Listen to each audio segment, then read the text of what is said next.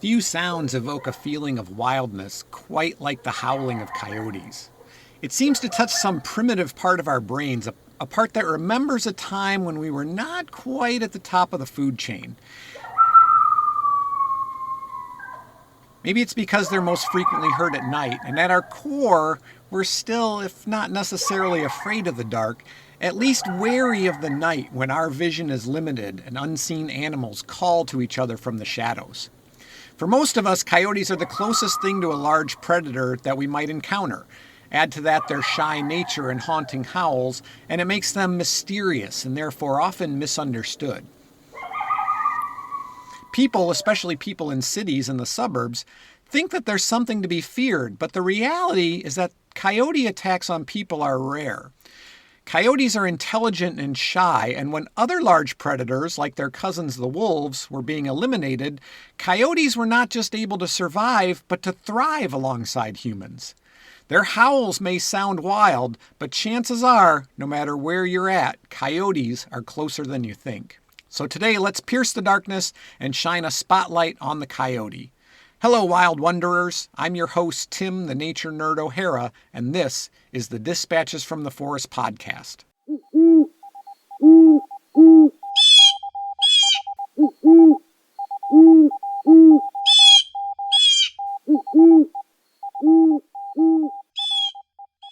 While researching for this program, I did some reading about how coyotes were depicted in Native American mythology. In most Native American lore, coyote is considered sacred and generally associated with cleverness. But by far the most amusing coyote myth I came across comes from the Chinook tribe of the Pacific Northwest. I'm going to paraphrase it quite a bit. Coyote was trying to catch salmon and failing. He got angry and defecated. I mean, that seems reasonable, right? Well, his feces started insulting him, calling him a liar and bandy-legs. Now, eventually, his steaming pile of insults gives him detailed instructions for catching and preparing the fish. Now, I've had some crappy luck when fishing, but this takes it to a whole other level. In most Native American stories, Coyote is a trickster, sometimes malevolent, sometimes comical. He deceives, but he also gives wisdom. In some stories, he's like Prometheus of Greek mythology, stealing fire to give to humans. In some lore, he's greedy, impulsive, and even evil, bringing death, and often causing his own through his own recklessness. Wile E. Coyote of Saturday morning cartoon fame follows this same archetype.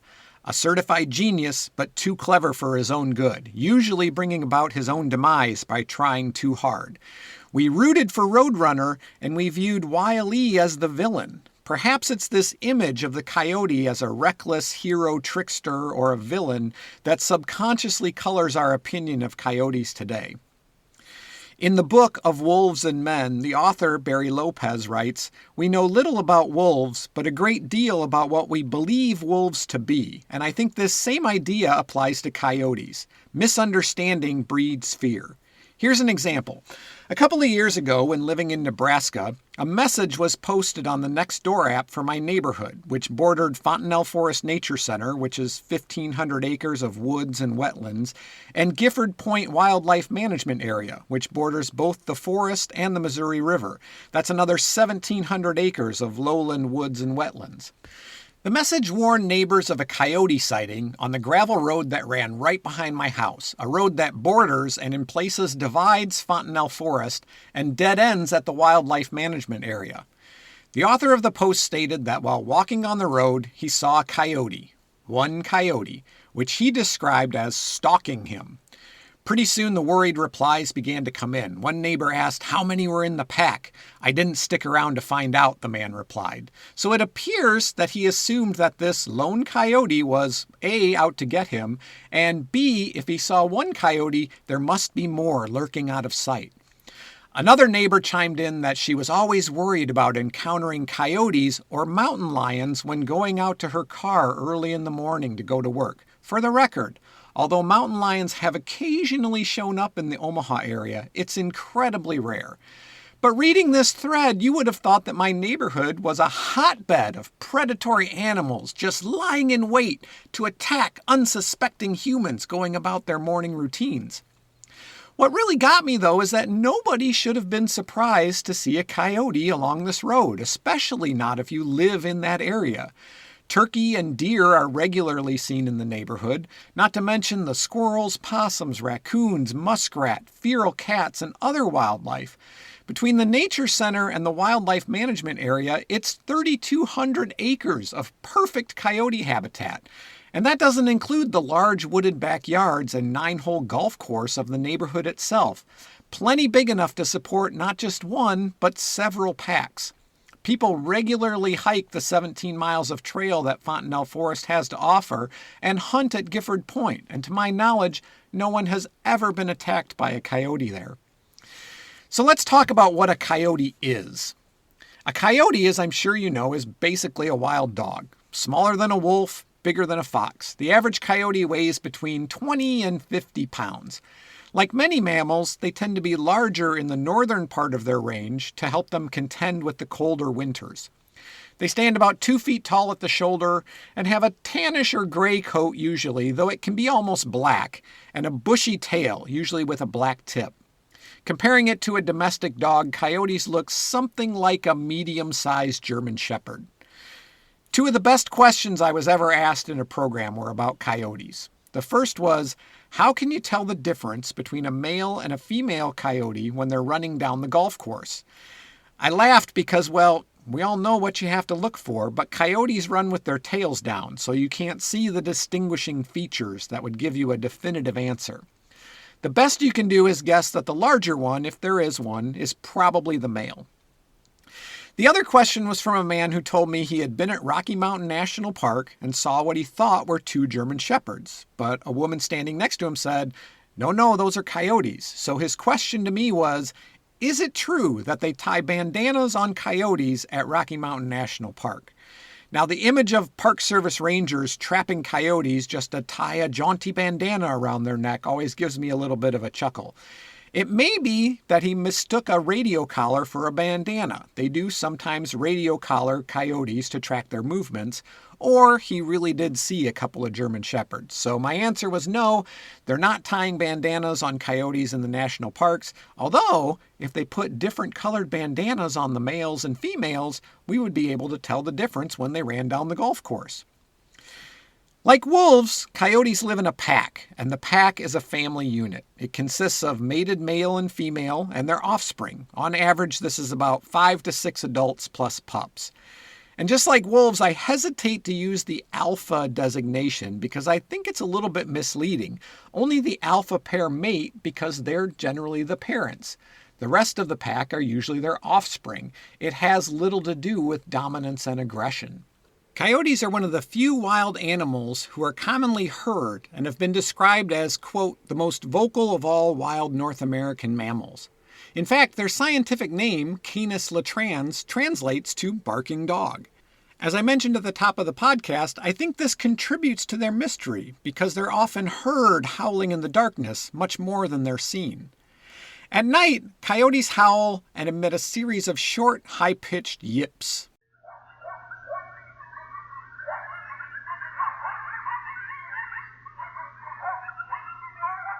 Howls are used to keep in touch with other coyotes in the area and to warn neighboring coyotes and prevent conflict.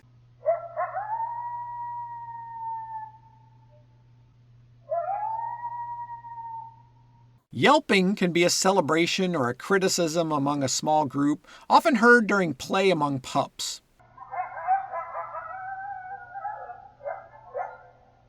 Barking is thought to be a threat when protecting the den or a kill.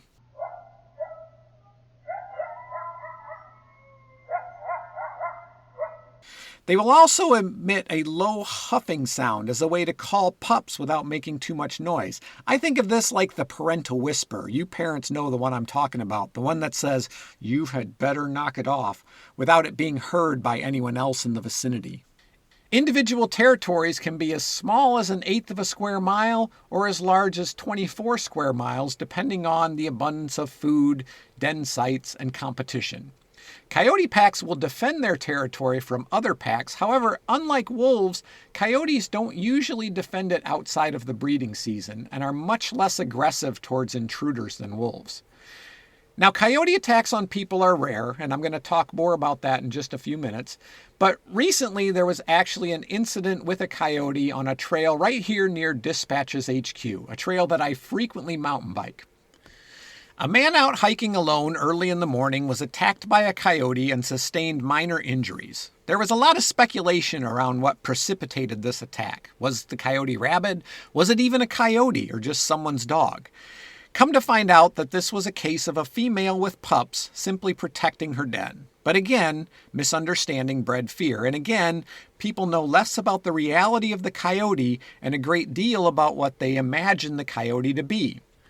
On the Facebook page for the trails, one person jumped in to say that the coyote pack in that area was getting, quote, too big, and confidently stated that once a pack reached to a certain size, the pack would start to go after bigger prey like deer and pets and children.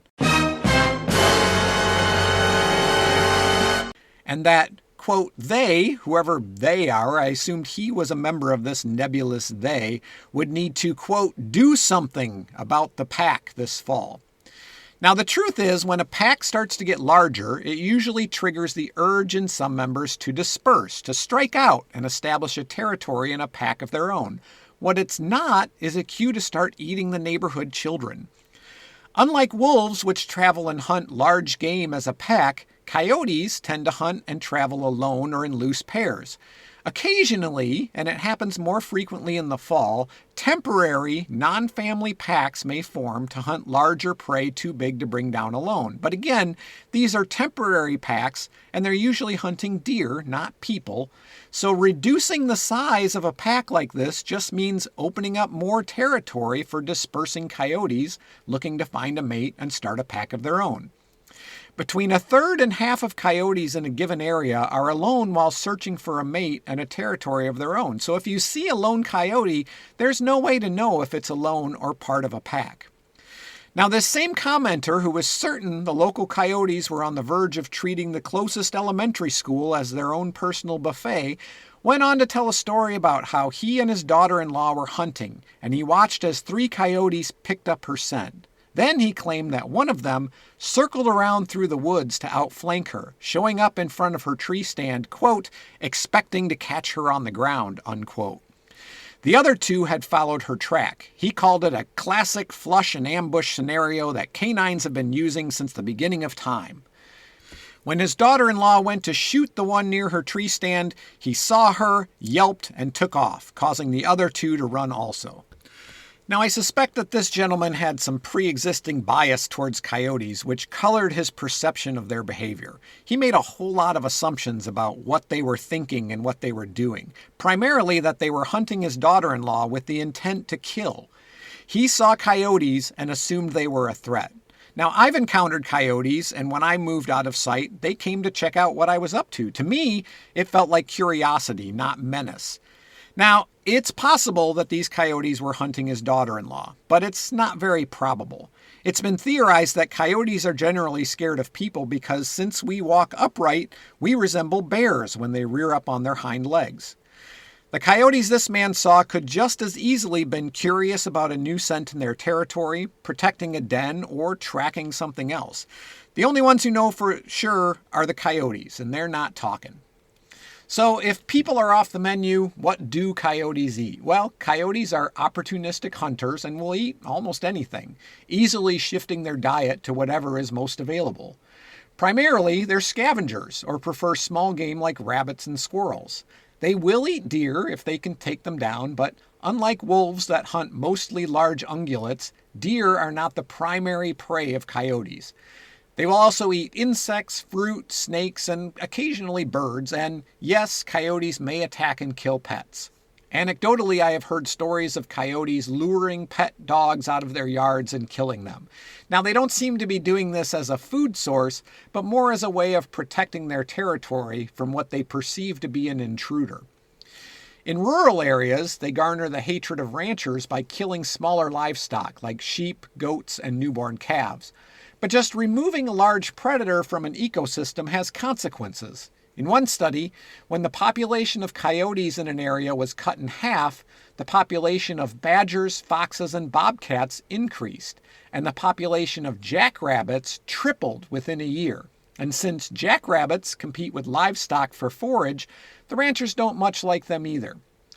It's also interesting to note that it's often only one or two coyotes in a particular area that cause problems, but control methods often take a shotgun approach, sometimes literally, that eliminates any coyote that is seen and often misses the problem individual. This can lead to the problems I just mentioned, an increase in other predators or animals that compete for resources, while doing nothing to deter the coyote causing the problem. And so a vicious cycle begins. Some people have argued that coyotes are hard on game birds, but research shows that the opposite is true, since coyotes feed primarily on rodents and suppress the populations of smaller predators. They have a positive impact on populations of birds like quail, grouse, and turkeys.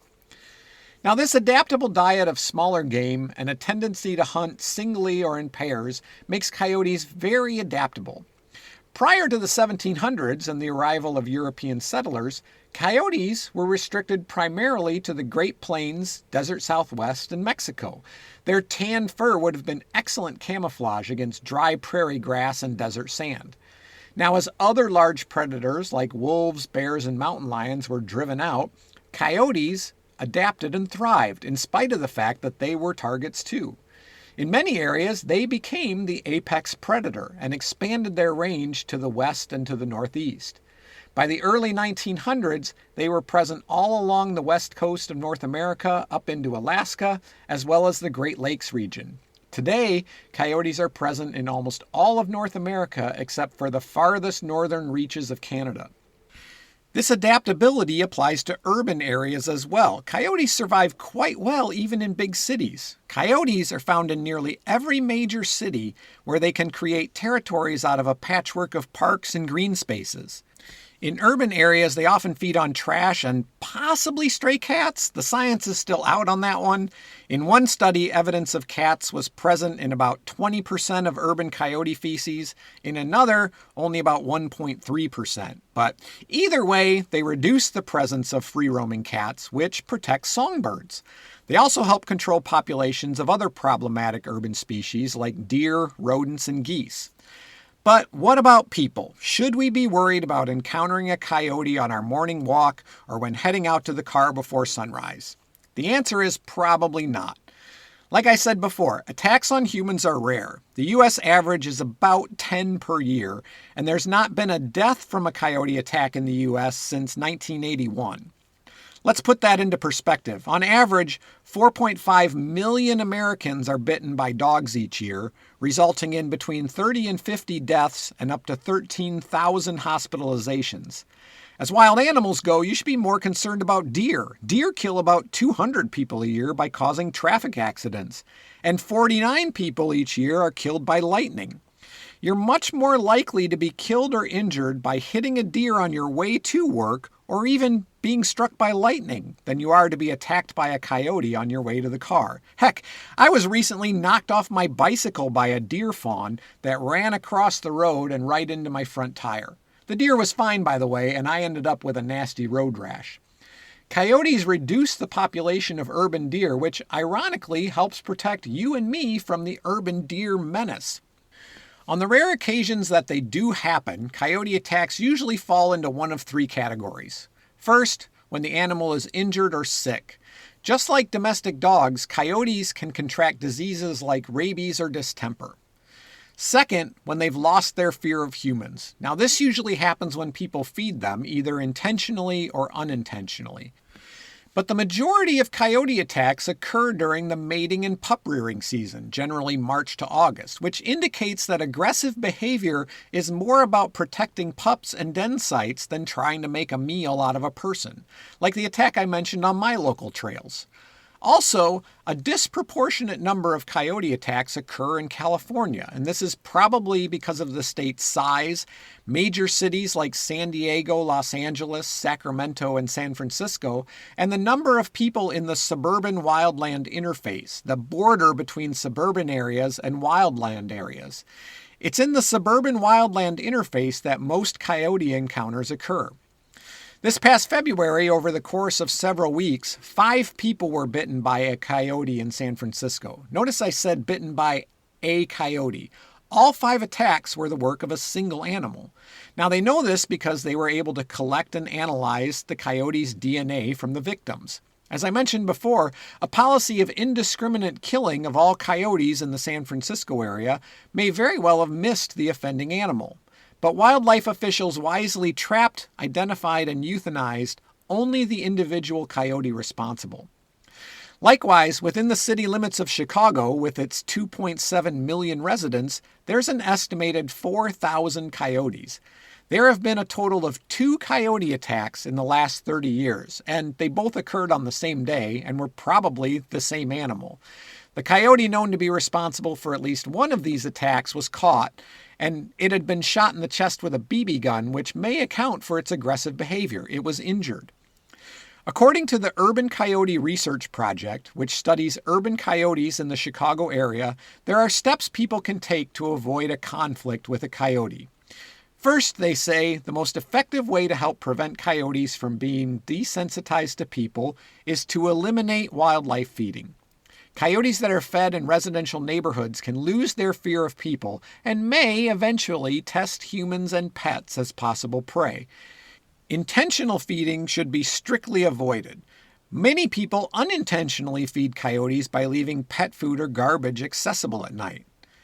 The second thing that can be done is keeping pets indoors or on a leash, especially if there are known to be coyotes in the area. Most public trails and parks require dogs to be leashed anyways, but even in fenced yards, pets can be at risk, especially at night. So it's important to keep an eye on them if you live in known coyote territory. To deter coyotes, fences need to be at least 6 feet tall and have a roller bar on the top. Spaying and neutering feral cats reduces their population and helps prevent them from attracting coyotes also. Third, non-harmful hazing like motion-activated lights or sound devices can be effective at deterring coyotes. A house in my Nebraska neighborhood had a motion-activated sprinkler. I'm not sure if it was meant to deter coyotes or human trespassers, but I always thought it was interesting, and I considered using that method to deter raccoons from my chicken coop. Ranchers can use motion-activated lights, overnight enclosures, or guard dogs to deter coyotes. Again, I'm reminded of the Looney Tunes cartoons where Wile E. Coyote and the sheepdog are punching their time cards to go to work. One to guard the sheep, and one to try and steal one for a meal. Also, llamas and alpacas are naturally aggressive towards coyotes, as well as foxes and other predators, so they can be used to guard sheep, goats, cows with calves, and poultry. Not to mention that their alarm calls are enough to scare away most intruders. Don't take my word for it. This is the alarm call of an alpaca.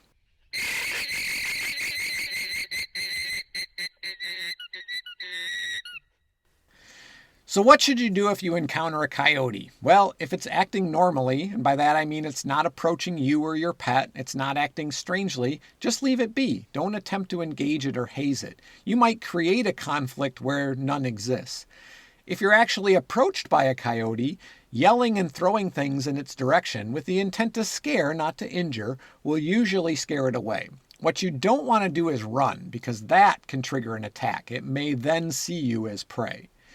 If you live or recreate where there are known to be coyotes and you're concerned about an encounter, you might consider carrying a noisemaker like an air horn, a whistle, or a can of rocks for those morning strolls. Aggressive coyotes, or those that don't exhibit fear towards humans, should be reported to your local animal control. Encountering an aggressive coyote can be scary and dangerous, but remember that most coyotes aren't aggressive and they're not looking to make a meal out of you. And there are ways to further reduce what is already a small risk. So go on that early morning walk and don't worry too much about coyotes, unless they're carrying a crate stamped Acme or painting a train tunnel on the side of a rock. But keep a sharp eye out for deer. Those things are dangerous. So after I had spent a bunch of time recording and re-recording and editing this episode, I came across some additional information that I kind of wished I had shared. So instead of trying to insert it, I'm going to record this postscript. So regarding coyotes' howlings, coyotes can change their voice midstream, so they can go from a howl to a yip to a bark, and this has the effect of making it sound like there's a whole lot more coyotes around than maybe there really are. And researchers at the Caesar Kyberg Wildlife Research Institute at Texas A&M University played recordings of between 1 and 4 coyotes howling and yipping, and they asked people to estimate how many coyotes they thought they heard. And what they found was that people would consistently overestimate the number of coyotes. If it was just 1 coyote, they would think it was maybe 3 or 4. If it was 3 or 4 coyotes, they might think it was 8 to 12. And again, I think this has the effect on us psychologically of making it seem like there's a lot more out there lurking in the darkness, a lot more danger, if you will. The second thing I wanted to share with you was regarding coyotes attacking livestock. And I recently heard a coyote expert suggest that ranchers will often spend more to try and eliminate a few coyotes than what it would cost them if they lost a calf. But what I really found interesting is that he said that he advises ranchers who lose a calf to get rid of the mother cow, because he said a good mother won't let a coyote anywhere near her calf. And a mother cow can weigh in excess of 500 pounds. She can easily fend off a coyote or even 2. So he said if a rancher loses a calf to a coyote, it's an indication that the mother is not paying attention, is basically not a good mother. And by 2 to 3 weeks old, a calf is big enough that a coyote's probably not going to attack it. Okay, so the last thing I wanted to share with you is that coyotes are monogamous and they mate for life. Coyotes will grieve a lost mate and may never recover from their loss. An adult coyote almost never finds a new mate once it's lost its original mate. Without a partner to help defend its home, a widowed coyote is unlikely to be able to raise pups alone and may also lose its den, its kill, and its hunting grounds to rivals. Thanks for listening, Wild Wanderers. Don't forget to leave a like and follow so you'll be notified when new episodes come out. You can also follow Dispatches from the Forest on Facebook, Instagram, and TikTok. If you're enjoying Dispatches from the Forest, please consider supporting the podcast by heading over to our Patreon page. That's patreon.com/Dispatches from the Forest and becoming a patron. If you have a message for me, I can be reached by email at dispatchesfromtheforest@gmail.com. I'm your host, Tim the Nature Nerd O'Hara, reminding you to go outside and get dirty.